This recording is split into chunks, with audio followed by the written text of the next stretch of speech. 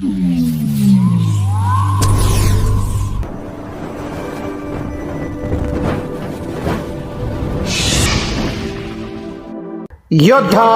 News Marathi.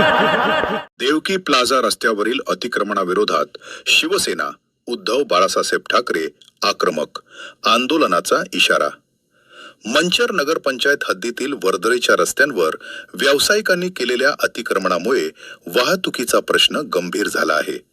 विशेषतः Badhe wines ते घोडेगाव रोडवरील देवकी प्लाझा परिसरात पदपथावर बसणाऱ्या विक्रेत्यांमुळे आणि अनधिकृत फ्लेक्समुळे रस्ता अरुंद झाला असून हे अतिक्रमण तातडीने हटवून रस्ते मोकळे करावेत अशी मागणी शिवसेना उद्धव बाळासाहेब ठाकरे पक्षाच्या वतीने करण्यात आली आहे। नेमकी अडचण काय?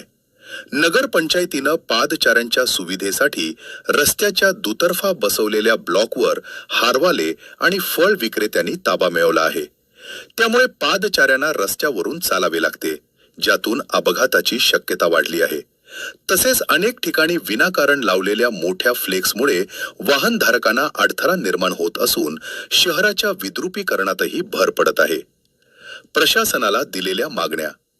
शिवसेना महिला शहर प्रमुख शीतलताई बागल यांनी नगरपंचायतीचे मुख्याधिकारी नगराध्यक्षा राजश्रीताई गांजाळे, उपनगराध्यक्ष संदीप शेठ थोरात आणि सर्व नगरसेवकांना या प्रश्नी लक्ष घालण्याचं आवाहन केले आहे।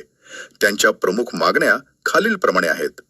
अतिक्रमण निष्कासन, रस्त्याच्या दुतर्फा असलेल्या व्यावसायिकांचं अतिक्रमण तातडीनं हटवण्यात यावे। कायदेशीर कारवाई, संबंधित व्यावसायिकांना कायमस्वरूपी नोटिसा देऊन त्यांच्यावर दंडात्मक कारवाई करावी। अतिक्रमण मुक्त मंचर, केवळ ठराविक भागच नव्हे तर संपूर्ण नगरपंचायत हद्दीतील रस्ते अतिक्रमण मुक्त करून वाहतूक सुरळीत करावी।